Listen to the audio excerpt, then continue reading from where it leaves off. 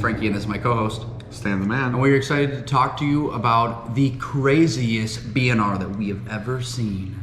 But before we do, Stan, 2 episodes in 1 week? Who are we? I know, look at that, we're real content creators for once, even though we did skip like a week or 2 earlier, and hopefully nobody noticed, but yeah. Except for Jared, with all its like crying memes in the announcements channel. It's all good. Anyways, for those that don't know, or for those that do know and already watched the pre-release episode for Tarkir, we also wanted to do a separate episode with the BNR announcement. It was pretty impactful, nothing too crazy. I wouldn't say the craziest BNR. Definitely the one from December was a lot more exciting, but this one is still pretty cool. Yeah, so I would say that like the bands themselves, right, were kind of what we expected and also not exciting. Right. But what I do think is exciting in like a bad way is that I kind of feel like some of the way that they talked about the formats and why they're like, I think that's the part that's like, oh, that's juicy. Yeah, I was actually gonna say, because usually I really don't like the BNR article. I always find myself reading it going like, who wrote this? And you do know who wrote it because they put their names up there. Yeah, but now they don't have pictures anymore, so we can't shame them on Twitter. All of them had pictures except for one, actually, this time. But no, the article always, I find it either lackluster or having a fundamental misunderstanding. And maybe it's because last year was the worst Modern of all time. 2024 Modern, I would say, is like the worst the format's ever been in its existence. That's why I don't have faith in Modern. Maybe someday I will. Well, whenever they make a change, it's like, okay, whoever's running this fundamentally does not understand what's going on here, or their vision for the format is in a strong disagreement with what I picture being healthy. And I know that everybody has different like opinions because it's very subjective, but I like to think that as like a store owner and a player, but a player that isn't like locked to any specific deck, I have a pretty unbiased like spread take that's like generally pretty neutral, like pretty like obviously like if I say like a card should be unbanned, people are like, oh, you're crazy. I'm like, well, I don't think the card should be unbanned just because, I don't think it goes in my deck. I'm not like saying we got to unban Ivogin for my Tron deck, some kind of thing like that. Yeah, something out of pocket. Or like, and I think some people think only like, well, this is what I would like specifically, personally, would be fun for me. And I don't think that's a good way to look at it. Right, because it's not like thinking about anything holistically. It's just about like what I want to do in Magic, which isn't always best for the community. I think a lot of people struggle with separating that and then deeming what their subjective take is with what healthy Modern looks like. Yeah, and I think personally, tooting my own horn here, I have a pretty good understanding of what healthy looks like and what good for the game looks like, and that's why I usually find myself agreeing with a lot of what WotC does, even though we always flame them. A lot of times they do stuff that's good for the game, good for the growth, good for me as a store owner, and that kind of helps me keep a grounded perspective. Yeah. But what's it called? Beyond all that, we just gotta get into it. We just gotta get into these formats for you guys. So with that being said, I think we're just gonna skip the small talk and just jump into some quick housekeeping for you guys. Yeah, rest in peace, Matt Play. I know, we were gonna talk about Frank's play. We barely got to talk about it on the previous episode. I really wanted to talk about how awesome it was. If you are local and you can go, I think we posted the information on Discord, but Frank's in a play right now. It's fucking awesome. I went to go watch it with the boys. Satiri went, Jared went, Jack went. I talked about he was on stage. And who was our fourth? I forgot. Here's what I'll say. I'm pretty self-critical because like this is what my degree is in. This is what my craft is outside of Magic. It's like really, really important to me. And so this show is one of the greatest I've been in outside of school. Like it's a top 3 production. Yeah. And it's just high in quality, high in performance. And so like I unless I feel like it's really great, I would never tell you that I think it's really great. It is really great. So if you are local, you should come see it. It's so good. I was laughing my ass off the whole time. Also, the production value. I know you said that they like spend a lot of money, and it's like abnormal for like a church to spend that much on a set. But the guy that they have like apparently donates his free time to like doing it, and he's like so good at it they could pay him, and he's like, nah, it's fine. Probably because it's like a church thing going on. Yes and no. So like it is like a community theater, but like this guy specifically, I don't understand his situation, but what I know is that something happened within his family that he's so financially well off that he doesn't need to work. That makes sense. And so that's kind of how you know what? gets to That's do that. nice, man. And so that's why That's the dream. yeah, that's why he does this and does it so frequently, Right. Because they do like 3 or 4 shows a year. Well, when they said he did it for free, I was like, damn, like, that's a grind. But I suppose if I was really well off, I'd probably be donating my time to doing stuff that I'm passionate about as well. Yeah. I wish I but could build stuff with my hands. I can't. No, it was so cool. I like the set. So the play is called The Play That Goes Wrong. Yeah. And literally by the end of it, the entire set is falling apart, and in like an intentional way. So like obviously we were pretty close to the front, no danger. But like the whole set's falling apart, everything is breaking apart as the set is going. Really just really funny. Had a great time. Got to go with the boys, which is cool. We had a good group. Josh freaking trolled me. But like I said, it's Jared, Jack took Josh's ticket. And then Mike Polini went with us. Duh. Yeah. I don't know why I put Jared twice on my list here, but yeah, Mike Polini went, which is cool. He was also one of the last minute additions. We went to sushi afterwards. Yeah, and then we all went to sushi as a group. That was awesome. And this Winter got so mad at me. This is probably like a big thing for me. I've talked about it with my cast and like multiple people, but one of the things that you guys did to me, it was really small, but it was like meant a lot. When you bought that card and then you all signed it and gave it to me, it's like in the middle of my fridge right now. Yeah. Well, so Terry brought it up. He's like, we have to buy a thing to do the thing. For my boys. And I was like, yeah, you're right. It was funny to me, of all the people that thought of it, was Satiri's idea. He's like, we have to sign a thing for him. And then I bought the pen. I think it's at my house. But I was going to put it on your playmat. I just haven't had a chance to. It was awesome. Really cool. The whole cast was great, by the way. And not just Frank, but like everybody there was great. We got to talk to a couple of the actors after the fact, and they were all such nice people too. The guy that was like the butler was so fucking funny. No, we got to like hang out with him for a little bit after. Yeah. And he was talking to Jack and blah blah blah. And Jack was like, yeah, I used to do theater in college or whatever, and they were like, come by. So I'm like, hey, you know what, go Jack, might as well, you know. That'd be cool. But anyways, enough of that. Also, I thought about it. I was like, Josh is leaving to San Diego. I wonder how Christian's doing, because we met him through Josh and when they were in the Navy. Christian, if you're still watching, we miss you. Let us know how you're doing. We don't see you posting in the Discord like you were doing before. I need more magic. I think he's Marvel rivaling or something. Yeah, I did actually see him on today when I went to go post the episode for the one that we just did the other day, and like I could see like he was online playing some. Yeah. But I was like in the middle of being like. Well, he's in Nebraska now, so he's probably bored. Probably has to do a lot of stuff to fill his free time. Yeah. And I don't imagine there's that many tournaments out there, which sucks. So come out to an RC with us or something. Or a Grand Prix. Yeah. That's what I was going to say. A Grand Prix is more realistic. Or a Nerd Rage. Come out to our Nerd Rage and hang out with us. Please. With that being said, we'll jump into some quick housekeeping so we can get into the show. Hopefully it's short and sweet. I lied. You lied. Anyways, for those that are regulars, you already know, but the easiest way you can support us and the best way is through Patreon. It really does go a long way. Even just like $1, $2 tier does go a long way with helping us keep the lights on, helping us improve the show. We're actually starting to really picking up speed. And that's helping us get more content out, and also with this move that I've been eternally talking about with the store finally coming to a point where it's going to start happening, that puts me in a spot where I have a back office, and that might mean I can actually start streaming for once, because streaming the way I have it set up now is impossible without without getting interrupted. And I'd like to get some leagues out for you guys and then do more like deck building, deck testing, and there's, especially with Tarkir coming up, so many ideas. But yeah, for those that don't, just financially can't afford it or whatever, and just want to watch the show will always be free on YouTube, Apple Podcasts, Spotify, etc. And the show will always be free, but any additional perks and content will go to like the patrons, etc. Priority, and then from there, anybody in the Discord. Like we do coaching, we do deck techs, deck building. I know people have been recently posting their Tarkir updated decks in the Discord and going like thoughts on my list, and I try to, like, if I have the free time, spend some time looking at their lists and helping them make some improvements and adjustments, which is honestly really fun for me as like a person that enjoys deck building, especially if your mana base is wonky. I'll fix it. But what's it called? Cyber guides.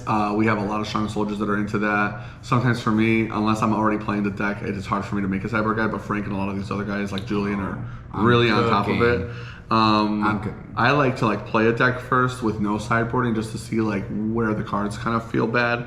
But besides that, if you're watching on YouTube, which is like our main platform, if you could please check if you have already subscribed. It really goes a long way. 9,000 of the people that watch us out of 9,500 aren't subscribed, and it really does help a lot. Likes, comments, all that stuff go a long way for us in the algorithm. Recently, we've been pumping out a bunch of shorts in collaboration with our boy Goblin Ringleader, and that's been helping us get a lot more traction as well. So if you're one of the new people watching, welcome to the show, and yeah, let's get into this episode. So the only thing I wanted to say, because we didn't do it previously, is that this is new to Patreon within the past like 6 months or so. You can subscribe for free, just to like, right, you won't be able to, that's a good point. I forgot about that. You won't be able to see our posts, like you won't be able to like click on them, but you'll see the things that we are posting. And compared to like some of our other content creators that are in the area, I think that we're actually more active because we are posting like a couple things every time there is an episode, which is at a minimum usually. Yeah, you'll at least get the show notes a day early, and then if you're a patron, you always get the episode 1 day early towards YouTube. So if you follow for free, you'll at least get the notification that the episode's out, and then you know it's going to be on YouTube in about like 12 hours or whatever. Yeah, and that's really nice. And a few times I've posted my sideboard guides, and I'm planning to actually do more of that. Like when I actually make them, that I'll like have them up on the Patreon for people to see. And I normally only shout out patrons that have paid as a thank you at the beginning, but I did see that today on the free tier, Mr. Vice President, welcome. Welcome, for sure. And then we don't have I don't know how to edit videos yet, but what we're going to start to try doing is at the end of the episodes, putting all the people that have subbed to the Patreon just like any other YouTuber does. It's something that we've been meaning to do. It's just I happen to be a boomer, so I don't know how to edit it. And so I'll see if Sal knows how to do that and help me out with that. Otherwise, that's about it. Let's get into some standard talk. I think we're going to start with, so I want to talk about all the bands and some about the article that they wrote. Not necessarily like too specifically about what they wrote, but like why we liked what they were writing. And like, I think they had like a fundamental understanding of the formats going into it. Which seems like an easy time, honestly. Like right now, if you're playing any of these formats, it's really easy to understand why they're good or bad and what they needed fixing. So starting with standard, I think it's because it's the easiest one to understand and still the best format. No changes. I know that some people were clamoring for changes. I know there was like a Brian Kibler video like a month ago going around where he was talking about banning Monstrous Rage and At the Beanstalk, and although they are very powerful cards and do really strongly support their archetypes, I had a lot of people asking me my opinion on it and talking about how I strongly disagree with it. And I think that it makes sense to me why somebody like Brian Kibler, who's been playing Magic since the beginning, would be saying these cards are problematic, because like you compare these to like older cards, these are very strong, but we're in like a precedent of where standard is like the strongest it's ever been. But I think that's such a good thing. I think that's why the format is so good, is because it's so high power and like your standard decks really are comparable to some Pioneer decks. In addition, like you got to think that this is 3-year rotation, 5 if you count Foundations, I suppose, but 3-year rotation. So this is like the biggest standard's ever been. It's basically extended. And if you look at some extended decks compared to like their standards, they were also pretty strong decks contextually. And we are getting not quite like Throne of Eldraine, Quartet 2019 power levels with like Field of the Dead, Oko, Euro, that kind of stuff.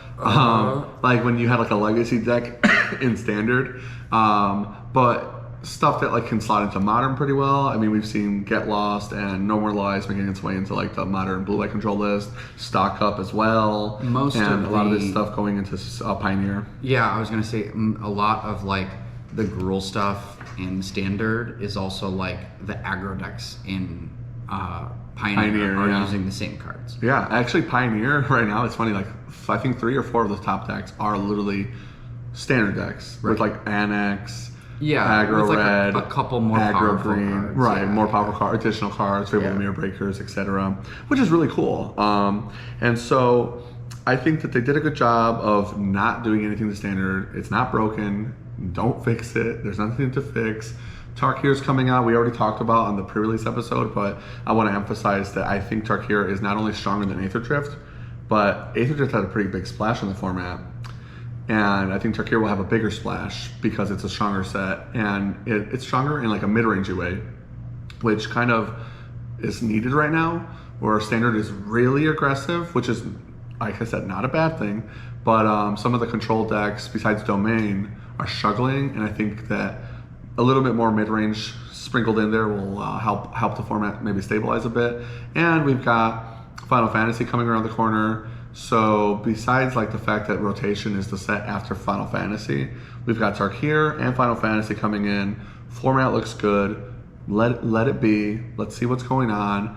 And then maybe after rotation, if there's some problems, we could talk about it. And the only reason I say that is because I thought they were going to do rotation as like not Edge of Destinies or whatever the set's called in the summer, but wait until the January of next year because they're changing the rotation schedule to be beginning of the year now. I thought they were going to do that now and just like extend the length of how long Shieldred's in Standard, and that kind of makes sense to me. I think that makes more sense than what they're doing, but it makes a little bit more sense. I think you should just rip the Band-Aid off, but I can see why they wanted to maybe give themselves a little bit of a hedge and be like, well, we designed these feature sets for this, so that might be better for them. And what I'm trying to say is instead of Standard rotating in 2026, I think it's going to be rotation in the summer and then a year and a half until rotation, until 2027. Right. And that's finally what we found some info for, it looks like, that's consistent. WotC's website is horrific. I think I saw a Dan Bach post. Horrific. I was laughing so hard because like Dan Bach is always flaming WotC, like always on his public Facebook too, as like a bigger store under than me. It's really funny, and he goes, I couldn't find the fucking WotC announcement for 5 minutes about the BNR on their actual website, so I just Googled it, and then I found it. It's like, who makes this website? And I'm like, yeah, WotC's website has been fucking horrific for like 25 years, maybe longer, but yeah, it almost feels like they intentionally don't want you to easily. They don't want you to use stuff. their website for sure. Yeah, it's so bad. It's horrific. I mean, they just don't want to hire people. They just have like one intern doing the job probably after they fired like 1,500 employees or whatever. Yeah, and he's just like the only training he's had is like that basic high school like Outlook, Excel, and like that's it. yeah, for sure. But yeah. What's it called? Standard's in a good spot. I don't know if Frank has anything else to add, but I do absolutely. Oh hell so yeah! I've been playing a lot of Standard, and like I also think that it's fine that they didn't do any bans. The only thing that I actually find concerning about the format is that I do think that despite the numbers of Pixie being played the most right now, I do think that like the best deck in the format is Gruul. But it kind of feels like what you described as like old school Magic, where there's a trifecta of like Pixie is the tempo deck that can like hang with anything, and then there's Gruul, which beats out Domain, and Domain beats out Pixie. Right. And so I think that that's healthy. And then you sprinkle in some of these other archetypes. It really looks like a good, like a triangle overlapping a triangle. Right. It just feels like sometimes what Gruul does is so explosive, and you can kind of just die at 14 sometimes, and they're so consistent. Like on Pixie, which I've played a lot of, it feels like sometimes they just draw more cards than I do, which kind of feels wild as like a Bernie aggro deck. Definitely agree. The thing that I'm concerned about, because I did like what I want to talk about most is because I don't know if that what I just said is really game changing, but what I do want to talk about in regards to Tarkir Dragonstorm is that my concern Team Deathmatch. Is that I haven't seen any cards, right? We've done our full set review. I haven't seen any cards that are so good that can slow the format down outside of like that one double cast life linking card for some of the white decks. But there's no like something similar to temporary lockdown or a cheap exile effect that can like get around some of red's, like even when they die they still punch you in the face. I haven't seen that, and so my worry is that what I wanted out of Tarkir Dragonstorm is to actually give us a 3-color format and like give us more 3-color decks instead of 2-color decks. And I don't know if I'm seeing anything that's strong enough that can hang with what we have now that's going to give us that, because that's my desire. My only hope within that is that I do think that once rotation happens, that like we might actually see a little bit more of that. Sure. But most of the Gruul deck, as I did kind of put today, the only thing I think they're losing in the main board is Copperline Gorge. So it's like, well, I think that's a big deal actually. I was going to specifically say to your point about 3-color decks is the current thing holding 3-color decks back the most. And I'm pretty optimistic. I don't think it's going to be a problem. I think 3-color decks are going to pop off in Tarkir, and you are going to see some decent standard changes. At least not necessarily any decks getting eliminated, but a better spread of the meta deck percentages, where like some of the top decks might lose a couple points to add a deck, if that makes sense. The mana bases are really rough right now, and they're rough because like compared to last rotation when we had Midnight Hunt and Crimson Vow, the slow lands I think were like, I was telling somebody, I was like, those are some of the strongest standard lands ever. They were just perfect for what standard wants out of a land. And the slow lands are like almost the opposite. The fast lands. They're almost the opposite. Where like the reason why I think aggro decks are so hot right now is because they have the best mana. The fast lands are so good for what they want, but then you're like, all right, time to play Domain. I'm gonna get Wirewood Verge and okay, this sucks actually. Like the Verges are great, but they don't support 3-color decks as well as they do 2-color decks, except for the fact that we have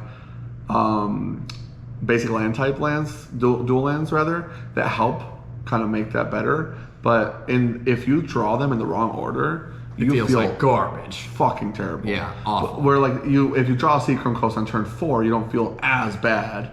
Or like the Dark Shores, you're not gonna feel as bad as like somebody who's like, I drew the Verge before the Mortuary, and now I can't cast a spell, and I'm a mid-range deck, so it's even worse. Because like taking first turn off feels great, taking third turn off feels fucking terrible, impossible.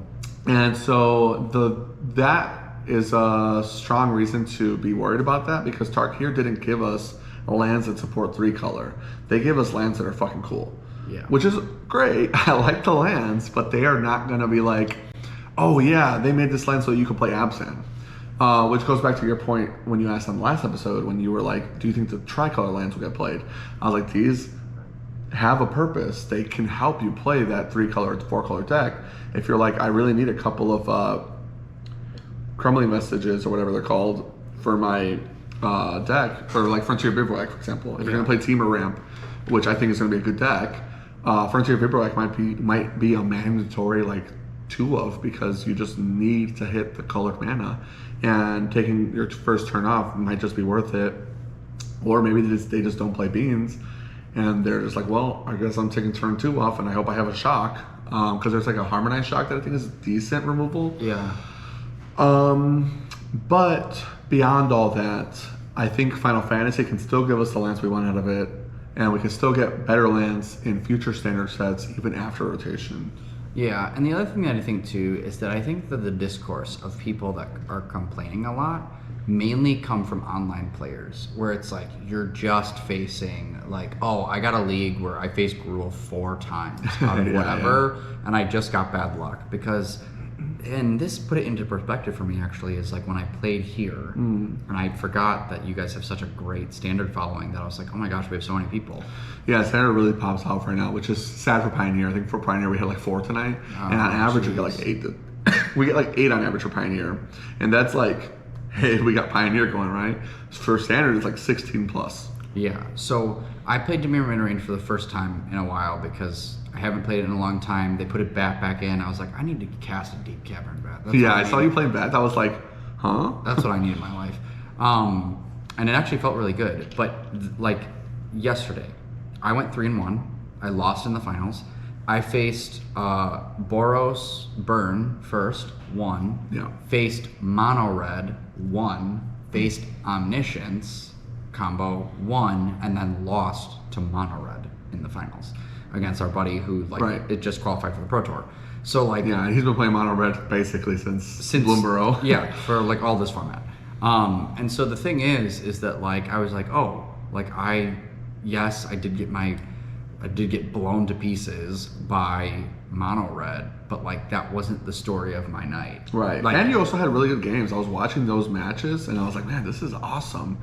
Like you guys were both hitting lands at the end and really struggling to find the gas. Yeah. And it ended up coming down to Manland versus Manland, and like his was just better with whatever bonus he had. Yeah, it's because you can rock. Oh, the Rockfall Villages. You can Rockfall Village your Soulstone Sanctuary yes. because it's all types. Mm-hmm. Soulstone Sanctuary is so cool. It's such a cool card, and I actually like. I would have described, like when I saw it, I was like, this card sucks. And then I was like, wait, just kidding, this card's messed up and it's like too good. But it feels like. When we first talked about it, I didn't realize it kept being a creature. Yeah. So I was like, it's good. Yeah, I didn't realize it kept being a creature either. And then I was like, oh, it's too good. But in honesty, like I was like, oh my gosh, a Mutavault land? That's so scary for Magic. But because of the mana cost it is in a format that's so fast, it doesn't actually feel that bad. And yeah, that's it's what totally I like about it. balanced. And I mean, it even gets played in Pioneer. It's a demon. It does a lot. Yeah, it does a lot. That's all. So that's all you have for standard. Yeah. Okay, cool. Then yeah, we'll jump into some Pioneer then really quick. So Pioneer also had no changes. I think some people I noticed had qualms with it. Although I want to say, I think the biggest issue with Pioneer right now for people is that WotC really gave it the shaft by saying no Pioneer RCQ seasons this year. We might get one still at the end of the year in November, assuming that third standard one ends, and then they decide to pick Pioneer and don't do like Modern again. Please, WotC, please. Yeah, it makes sense why Standard Modern are their cash cows, are their better formats. Even with Modern being as horrific as it was, it's still very popular.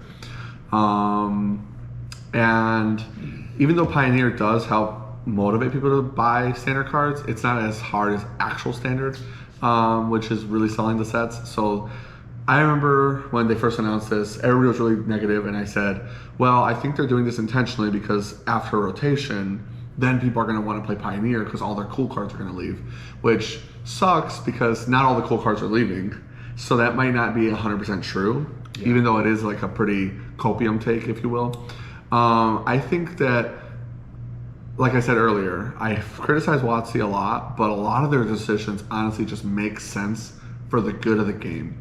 And this is one of those decisions where it's like they're really giving Pioneer the fucking, like the meme where it's like the mom with the pool picking up the child. And then like Pioneer's like dead in the water. Yeah, and you're yeah. And it's like even Legacy's drowning like 2 banned cards, you know? Like, right.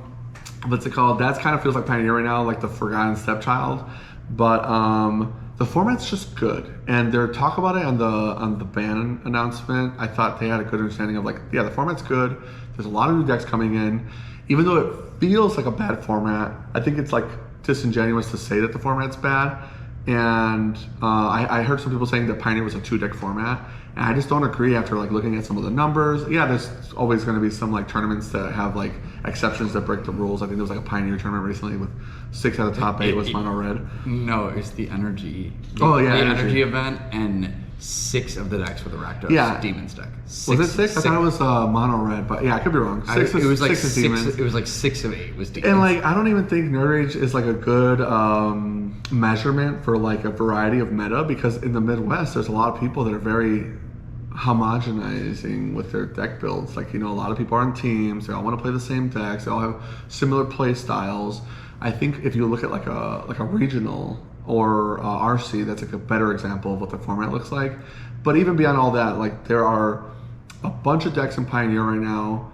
Yes, Mono Red and Rakdos have a lot of meta share, but there's a decent amount of meta share still going to like Blue Eye, Is It Phoenix, and there's a couple up and comers that they mentioned in the article. I prepped myself for this before we started recording, but then somebody was an hour late, and I forgot my prep. I should have put it in the notes. It's my fault. But anyways, yeah. So like, if you consider Gruul aggro and red deck wins the same deck, then yeah, Pioneer's probably the worst format of all time for you, and you hate it. But like, Grease Fang's still running around with some upgraded technology. Valor's flagship's seeing some play, and I just think that they made some good points on Wide Away. In addition, I am as optimistic as I am for Tarkir to help Standard. I think Tarkir has also really good play in Pioneer. There's a lot of those cards that could easily support that with stronger cards in Pioneer, and the fact that you're not really like losing anything to rotation in Pioneer. Yeah, I actually feel like Pioneer is a slower format than right now than Standard. Standard, sure. like for besides sure. like Mono Red being crazy. Yeah. Yeah, I think that it's a much slower format. So I think we also have stronger do, removal. Fatal Push is still Fatal Push. Right, Fatal Push is still Fatal Push, and so you do have the ability to like kind of keep some of those decks at bay. And the other thing that like you haven't necessarily mentioned is that I agree with you 100%. I think that Tarkir will actually probably do better for Pioneer, in my opinion, than it will for Standard. Probably, yeah. But beyond that, I don't know if it even makes sense to them to make a lot of bans, because truthfully, I don't feel like people are, and we've said this before, and this might be a copium take, but that people aren't cooking within the format because there's no reason to. There's no like reason to be innovating, because it's like these decks are good, just play them, because like we're not playing lots of Pioneer anyway. I think that if I think if there was a freaking Grand Prix coming up, you would see 4 more decks come into the format. Yeah. There's definitely no incentive, so that's why I'm hoping that certain players stay motivated, like especially like the people that really cook. I wish we had an inspiring Spike for Pioneer, honestly, because he's such more of like a modern guy. Yes. And whenever he cooks in Pioneer, I'm usually like, this deck's terrible. I'm like, whoever sent him this list needs to stop. But there are some strong soldiers that are like, ding, ding, ding. Here you go, content creator, and then like whoever they gave it to, like Doomwake, will get the credit. But these guys have strong communities of really strong deck builders, and we need those deck builders that are forging these decks to stay motivated. Pioneer, hopefully Tarkir gets them a little bit excited. A card I really want to talk about, not for too long, but like I would love if like Final Fantasy or Edge of Destinies, because I think it would be thematic for either one. Edge of Eternity. Edge of Eternity, sorry. Edge of Eternity or Final Fantasy. I think the card would be thematic for either one. Path to Exile would be so freaking cool. I think Path to Exile would be phenomenal for Standard. I think it would be a sweet exile removal effect that would be good for a lot of decks, where like giving them the land is so bad. Last time we had Path to Exile in Standard was Conflux, which is so long ago. And then it quickly became like, this is a modern staple. It's so clean. It was obviously good in Standard, but what I'd like to see is how fast the format is. I think it helps the decks that need the help, but also getting it to Pioneer would be so cool. Okay, you'll never hear me say this again, but instantly, snap, I agree with your take. So the main reason I agree with your take is because, one, as we looked at it, Gruul is not really changing outside of us losing a fast lane, right? So all the cards are going to stay the same, and my thought is that if anything, they'll get some new technologies, like just slowly. They're going to get some new red stuff for sure. Yeah. They might have already even got it. There's a new Goblin Guide. Then not. But I think the problem, at least for Control right now, is that like the best removal spell within Standard is Get Lost. And Get Lost is really bad with cards that say Valiant on them, which is all of that deck. Yeah. And also, exiling really matters for that deck because there's stuff dying when it blows up. Exile matters for the whole format. That's why Riot's End was so good out of Aether Drift. Yep. And it would allow you to, like, in a control shell, play Path to Exile for, like, just the decks that, you need to get rid of that stuff cheaply. Well, I think it'd be for sweet for mana. Pioneer as well. March of Brotherly Light is already, like, a staple. And the fact that they get that land, I think, is really punishing for both formats. Yes, I think it is really punishing, but I don't feel like Path to Exile is like broken. Right. Like I think like them getting a land is good enough for the Exactly. other It's a player good enough that it's answer. like, and it's also a good answer. So I actually do think that would be Yeah, incredibly because balanced. like the reason why Path to Exile was so good in Modern for so long before it became not good, and now it's kind of like making a little bit of a comeback, is because when you were Path to Exiling back in the day, whatever you were getting rid of was so good, and so good was like Tarmogoyf or something. Yeah, Goyfi. Well, it could have been stronger. Like it could have been like a Worm Coil Engine or something. But whatever you were getting rid of, you're like, not only am I exiling this, it's gone forever. You're not getting death triggers, but it's like a catch-all. It's a one-drop. It's easy to keep up. It's a good early game. It's a good late game. And then the land never mattered. You were just like, I'm getting rid of something so good. I don't care that you're getting a land because of the way that the format worked out. Sometimes they'd punish you and you'd feel bad, and then they'd ramp into something, and you're like, well, they got me. But most of the time, you were just like, well, I could wait a turn to kill this so he doesn't get a land, and then set myself up for the kill. Where we're at now in Standard, I do not want to give you a land. And people are cheesing on their basics. Give people an incentive to play them. Like, Demolition Field is getting so good because people are like, one basic. I mean, to the point where somebody had to cheat and pummel like an extra planes in their deck or whatever. So motivating people to play more basics would be cool. And if the format does become like a 3-4 color deck format with a couple of those running around, making them play basic lands would be cool. Or rewarding the people that are still in 2 colors for having the extra basics, I think would be really cool. And in Pioneer, I think Path to Exile would be sick. I think that'd be a cool time for it. Give me Snapcaster. It's not good enough. Snap Path would be cool for Pioneer, maybe one day. Snap Path. His will be done. Say my prayer, say my prayer. Now I lay me down to sleep. Sleep. I pray my homies snap their keep. True. But yeah, so like that's all I want to say about Standard and Pioneer, and I think we've talked long enough about them because those formats are pretty stable, pretty good. Next, Readers. for the intellectuals. This is for you. Everybody would have brain skipped to this part of the video. All the cool people. This is like, I feel like Legacy is now like the football team format. You know what I mean? Like in high school, like all the cool kids are playing like Legacy. Yeah. Like, oh, hey, buddy. On Wednesdays we wear pink. Yeah, it's true. I do actually feel like Legacy it's even for me, I've been like, man, I've got to do that. But I need time before I can do that. Yeah, for sure. Legacy is such a bonding format, and like everybody that plays is so chill. And nobody ever cheats in Legacy, which is so cool. But anyways, except me if I can get away with it.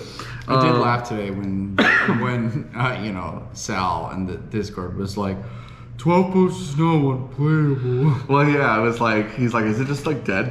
Because like it was already bad. And then they took their best card away from like a tier 2 deck. And it was barely tier 2. But to be fair, the other Eldrazi deck was just so insane. But with that being said, Legacy. First format we're going to talk about with some changes. Sowing Mycospawn, banned. Troll of Khazad-dûn, banned. Troll of Khazad-dûn. So cool. Honestly, at first I was like really like, wow, they just didn't do anything, huh? But the more I'm looking at it, and I already knew it was a net positive when it first happened, but I was like, I wasn't excited. I wasn't like, oh wow, so cool, I can't wait to go to the next Legacy tournament. I was just like, okay, whatever. Nothing really changed for me. I'm not gonna not play Delver. I'm not gonna even change my 75 probably.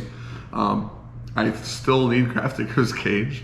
So I wasn't like excited, but definitely net positive. It's gonna be good. I'm excited to see if there's actually any like real adaptations.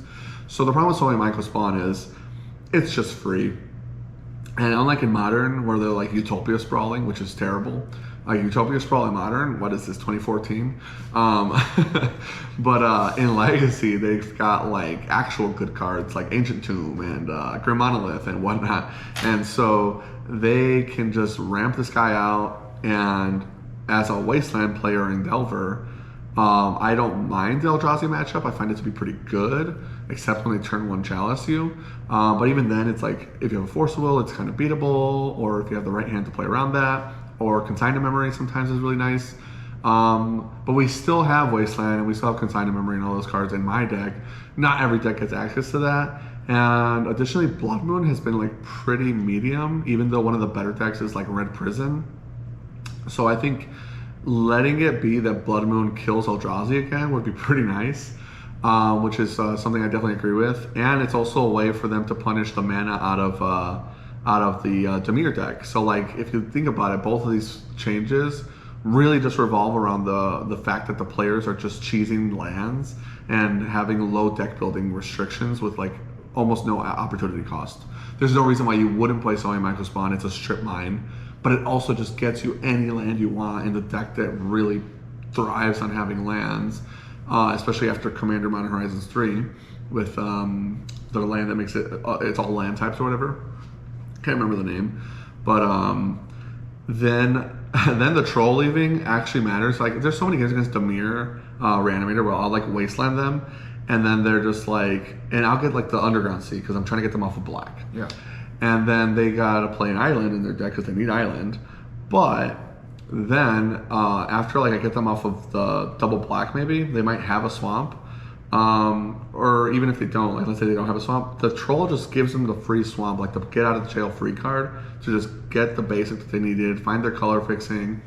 It's also like a big threat. So Troll of Khadazad Dûn in like Modern is like nothing, but in Legacy he beats your fucking ass, and he always kills you. It usually only takes him a couple turns. In addition to like any self pain you might have done, or if they like, have any bonuses. If you self pain twice, it's 3 turns. Yeah, and there's no shocklands to like really punish yourself on that, but like some decks might use Phyrexian mana, like either if you're using Dismember or whatever. Or if you force twice, then that's Force of Will is punishing me. Yeah, I've had a couple games where I lose that 1 life with Force of Will. I'm like, damn it, so close. But because it has like Super Menace, which is like must be blocked by 3, it's basically never getting blocked. Never. And big creatures are usually really good in Legacy. In addition, they still have like Archon and Atrexa. So a lot of people thought they were going to ban Entomb, and this feels like the died for the sins. But I do think the Troll is still a good ban because it takes away like their free deck building. Now they have to actually make their mana base a little bit better, and they took away one of their better creatures to nerf a deck that kind of needed a nerf but wasn't necessarily too broken. Let's see how they adjust with the Entomb still being around. But then Sullied Microspawn being gone, Eldrazi is still going to be a fine deck, but now they have to play a little bit more fair. And Microspawn really punishes anything that's like mid-range plus or control, whatever that. You need lands, what? You lose. No, not lands. I'm talking about like Beanstalk. Like if you're playing like a 3 or 4 color Beanstalk deck, which is already unplayable even without Microspawn, these 2 bans at least kind of help out the Beanstalk players a little bit that still exist, that they can still trying not have to. Well, yeah, I kind of want to now try a Beanstalk deck. I've been wanting to play Yorion and Euro and like Beans in Modern and be like, please unban them, and it's just not going to happen. I've never heard anyone say Euro because I always hear Euro. And it makes me now want you to like make a t-shirt of Euro as a Euro. Yeah, I don't know why I call him Euro, but I'm not saying they should unban Euro. He's a gyro. But I'd love to play. It's Gyro.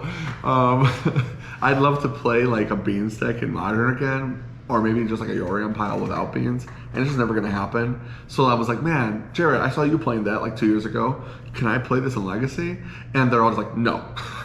And it's like, realistically, you can't. So I'm probably gonna stay Delver, but I want to play like a Beans control deck, like Tempo, even Terminus, fine, I'll play it. But like, I'm not playing that blue-white shit in Modern. Not nice try, buddy. Yeah, get out of here, Jared. Copium. I mean, they agreed with me. I think he said he was talking to Garrick, and Garrick was like, this deck is bad. Terminus is just a busted card. And I was like, so I was right. Sick. I'm so glad. I love being right. Well, I just like don't want to have a take that's like so off the cuff that like the guy that's like good at the deck is like, what the fuck is that guy saying? Which, you know, sometimes happens. You know, it is what it is. Sometimes you can't always be right. You gotta ride or die.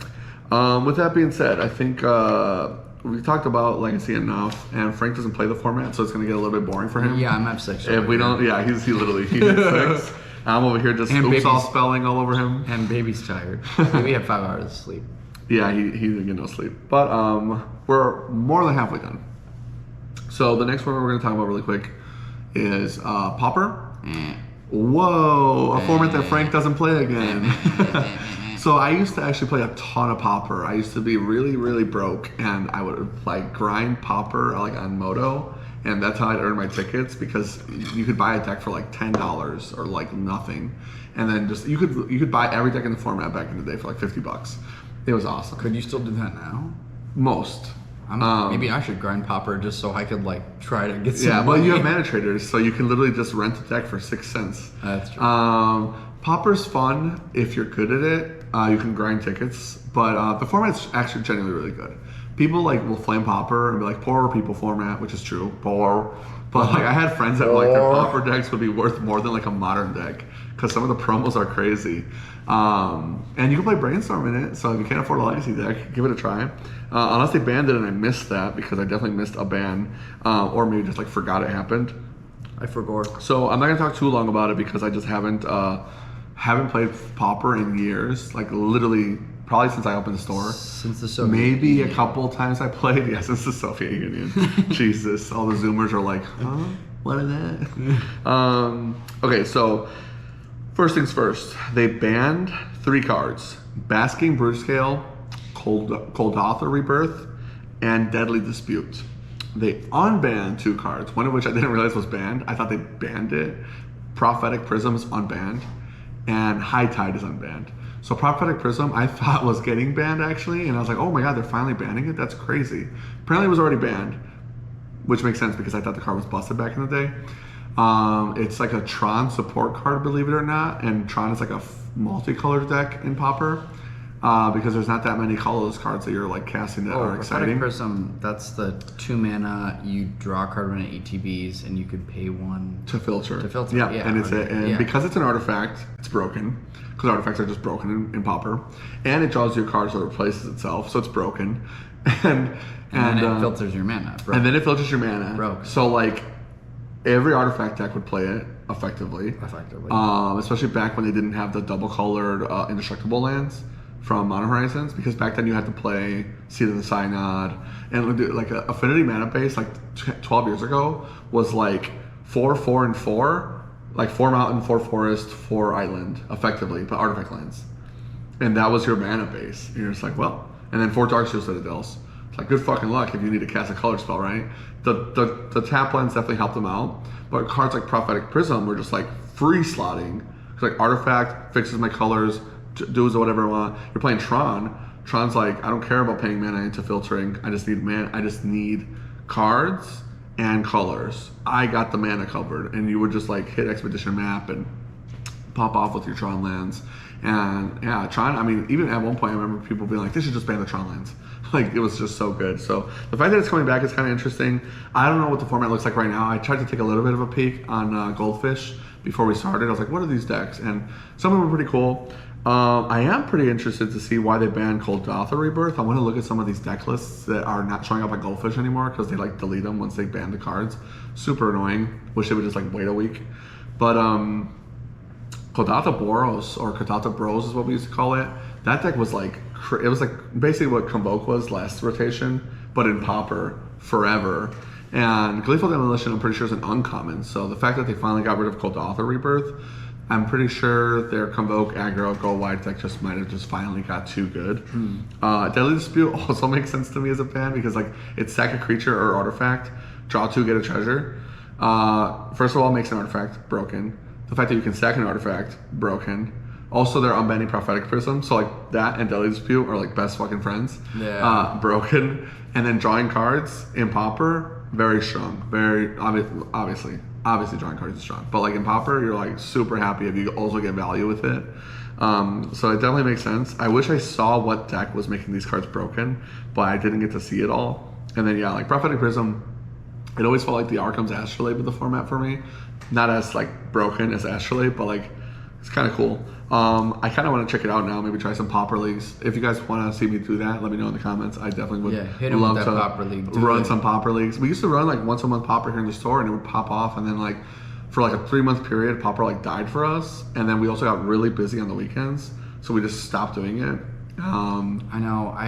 Speaking of that, it's a little separate. I was like, because I've got the show this weekend, I was really hoping. I was like, I was gonna be like, Stan, on Sunday, could you just open the shop, do a sealed event? I know all the boys will come instead of going to Pastimes. Please. Maybe soon. I definitely want to start opening on Sundays, and then doing like extra 2 pre-releases. That'd be so fun.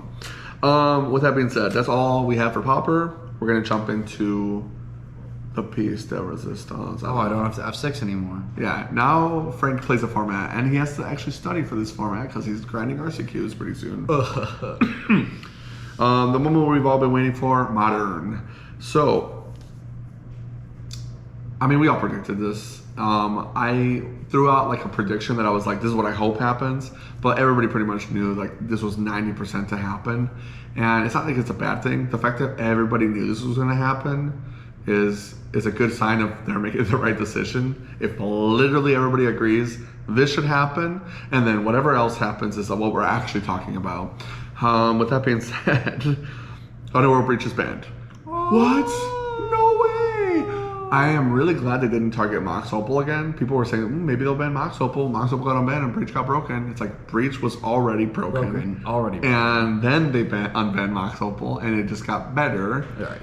And that doesn't make Mox Opal the bad card. Underworld Breach, it's Yawgmoth's will. It's way too good. I was hoping that would piss Frank off, but it didn't. I don't know. I said Yawgmoth, and he didn't even notice. He plays that deck. It's banned in Pioneer, it's banned in Legacy, it's a game changer in Commander. It's so broken, and it just it had a time limit from its inception. I'm surprised it got this far. Yeah, I'm surprised it got this far. I mean, it's no Tybalt's Trickery, but it's definitely a hell of a card. I think they came in the same set, which is funny. Tybalt's Trickery was like the Squidward looking out at them having fun, like, what's going on here, buddy? But yeah, so excellent change to the format. I am a little disappointed, but I understand why they are hesitant to make more changes. I just wish that they would have continued their trend. 2024, they got Modern to be so bad from all their decisions in the last couple of years to lead up to what was just some of the most miserable Moderns of all time, that they were finally like, bans, right? And the first set was bad because they banned Grief when they didn't need to. And then they banned Nadu way too fucking late. Way too late. And then like before that it was like Fury and Beans when and Violent Uppers when like they probably could do something else, and the format got worse after those bans. By the time they finally banned the One Ring, which was definitely overstaying its welcome with how they were handling the format, and Jegantha. Well, I also feel like Fury would have been a good check to the energy, the energy deck. Yeah, it definitely would have. And Fury is like definitely a card that Splinter Twin wants and could use right now because they're so bad. So bad. But I would have loved to have seen Splinter Twin when we still had the 4-color deck, because that's what I was worried about. And then when they banned that, I was like, okay, Splinter Twin's just like unplayable now. And lo and behold, unplayable. True. But the bans that we got in December were really good, and the unbans were phenomenal. And I was hoping they'd kind of keep following that trend of like, hey, we've fucked up the format, and apparently we finally figured out how to heal it because we got our fucking heads out of our asses. Let's keep doing that and just like keep healing Modern. More unbans. Heal I think Modern in 2025. Yeah, literally. Heal Modern. Heal it, because they were fucking ruining it. 4 Modern Horizons sets, and we are literally like fucking patched up and all that shit. Yeah. Well, I super agree with you, and I really want them to. I think that I hate the criers. I hate the criers that we hate you. Stop crying. Yeah, I hate the criers that are like, but it's gonna mess me up for RCQs, and I've gotta buy more cards. Like, get over it. Luxury hobby. Yeah, I think that is like the biggest L take I've ever heard. And so the fact that if WotC's trying to be like, we don't want to mess people up, they never have listened to that before. Why are they doing it now? Yeah, they're always fucking You shit. still have 2-3 weeks before the season even starts. Like, Whatever, man. Yeah, I think they really were worried about making an unstable format. So, like, if that's the reasoning, fine. Enough people were worried about that where, like we talked about before, the most important thing is we're playing a game. It should be fun. If half the community is saying, oh, I hate when the RCQ season is... Okay, fine. Unban some cards then when it goes back to standard RCQ season, please. Agreed. With that being said, the ban was very good. The format's gonna get better. There is like a 20% of the meta gap to fill, and that void is gonna get filled like a vacuum super fast. I'm just curious to see like what's gonna go in there. Whether we're gonna see, oh, maybe it's just gonna be straight up more Boros and more Eldrazi, or are these other decks gonna start coming up like Orzhov Blink, which has been an up and comer. Is it gonna fully push Boros into like playing Jeskai, where they've been playing like the 4X Consign? I was laughing so hard because you weren't here, but we had a Frank's order that I pulled. We had a draft for Chaos, and so some people opened Modern Horizons, and Chaos Draft was last Friday, and some of the people opened Consign to memory, and they Gabe flips one over, and somebody goes, oh, that's $5. I was like, no, that's like $10 or $12, and now it's like 20 actually because of the ban announcement. But I was like, no, it's like a $10 card at least. And they were like, what? It's an uncommon. I'm so glad that I bought 4 of those when I did. Yeah. It's such a good card. Consign to Memory is actually like a really cool card too. I agree. Very cool card. But I just wish it was more niche and not being like, we need this many because of... Well, it kind of is a niche card. It's because just the of colorless Eldrazi is Spring. so good. Yeah, so they're like, wow, $10-12, why? And I was like, well, let me put it to you this way. So there's a deck in Modern called Boros Energy. You've heard of it? And they're like, yeah, okay. Now there's a deck in Modern called Orzhov Blink. Remember Ketchumos? And they're like, oh, okay, yeah, for sure. So now there's also a deck called Esper Blink. And there's a deck called Jeskai Energy. You want to know what the difference is? 4 of these in the sideboard. That's it. 4 consigned memories, baby. I'm playing blue. And so, like, I'm curious if that'll push more people towards Jeskai or Esper as like a motivating factor. Yeah. Or if maybe because of the fact that consigned is going to be so good, all their blue decks are going to be rewarded. Like blue-white control, Terminus is still a very good card, right? Yeah. And if you have one very good card with another very, very good card Yeah. in consigned memory running out your sideboard, it's a 4 of. Anytime you can play a 4 of a card in your sideboard and it's not a ley line, you're feeling pretty good. So I'm wondering if that'll like boost these blue decks, maybe even Splinter Twin. Should they give them Fury maybe one day? They could be happy with that. Dimir is definitely going to get some bonuses from that, I believe. And then Eldrazi is kind of playing multicolored, so they could play their own consigned memories for the mirror matches. That'd be so cool. Yeah, it'd be interesting. I definitely am excited to see more of it. And to your point about like them being worried about like RCQ season to do bans and unbans, like I think they said they were going to do another BNR in like a month. If I'm not mistaken, they said we're going to do another BNR in about a month, but it's not going to have modern stuff in it because they wanted to like not worry the modern players. Yes, they said something along those And lines. it's like, well, okay, fuck them. I hate when they like lock themselves in. Like, don't tie your ankles and your leg and your hands together and then be like, we can't fix anything. Well, like you did that to we yourself. can't. We can't. We're looking for the guy who did this. It's like, yes, you just said we will take away the only power we have from ourselves. So it's like, what's the point of that? So you actually, this is separate. It is still in the lines of modern, but you said this a long time ago, and I originally was like, I don't know, that seems like a lot of upkeep, and WotC's, too poor. Yeah, they small, can't afford small anything. World's smallest violin. But I actually, what I would really love for modern, and maybe we could have this one day in the future, is where they truly, truly do active updates for the format. Oh, dude. Because Yes. what modern feels like to me is that, and it's a thing I've kind of been complaining about, is that when they ban something like they have over 2024 Magic, is that as soon as they did, something else then became egregious. Yep. And then that cycle has just continued. Yep. Well, if they just started unbanning stuff and then like every 45 to 60 days were like changes. More Changes. changes, Yep. more Yeah, I was changes. telling somebody, It would I was help like, us it doesn't have to be consistent. It could be every quarter. Yeah, I think that it would actually truly get us closer to healing because it would give us the ability to like actually get so much testing in and so much changes to finally sift into being like, wow, look at a healthy metagame again. Yeah. Then they can slow it down. Well, like to add on to what you're saying, the reason why I said that, and we talked about it, you and I both play League of Legends, and for those that play like live update games, because you don't play RPGs like an intellectual,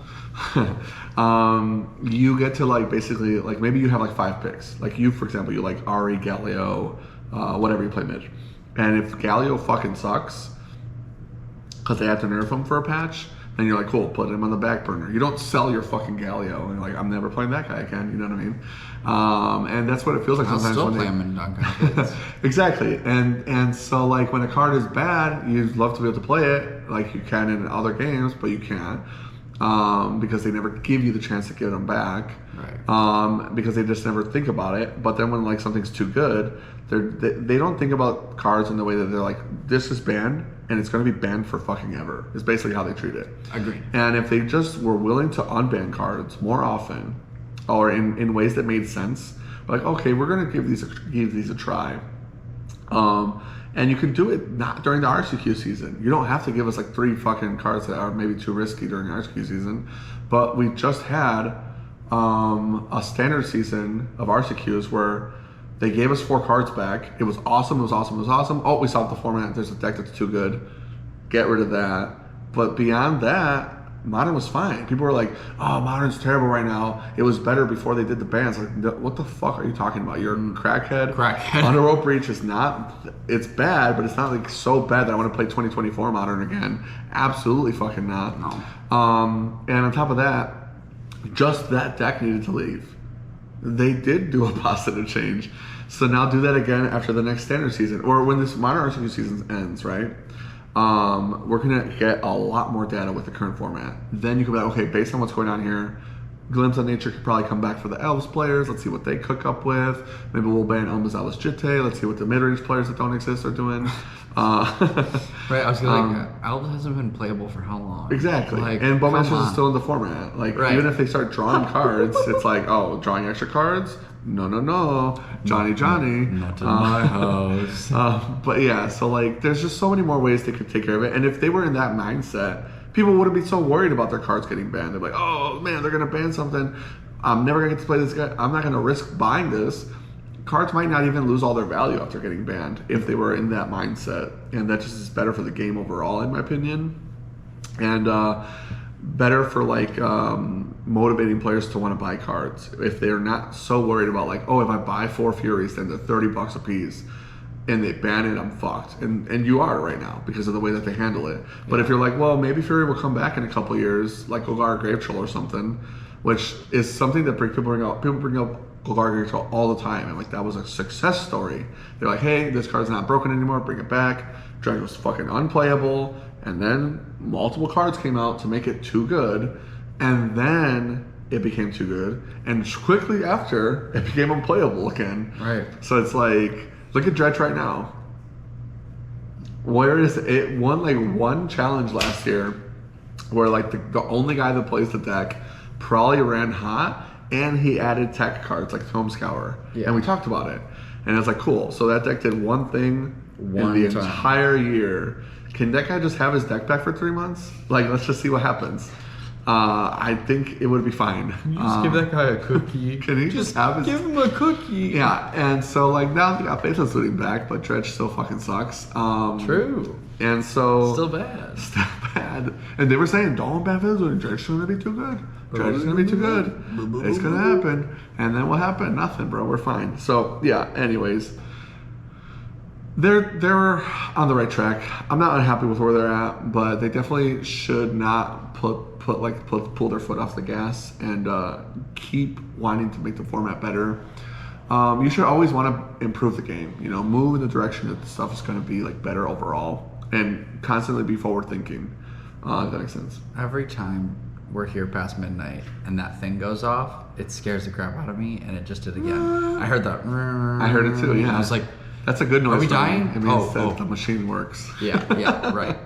Let me check my notes, see if I missed anything. Anything you wanted to add for, well, that's the card I was going to talk about, was like people are so worried about their cards getting banned or unbanned during an RCQ season. Well, what happens if you win your invite to the RC and then they ban your card? How is that different? Like, you might play Amulet right now, like some people we know, and then you might win your invite in the first week of the season and then never play Modern until the RC, and then your deck that you won with isn't there anymore. So you have to play a different deck that you don't like and didn't practice, and then you suck at the RC because you're playing a deck that you're not prepped with, which actually he did fine with the deck.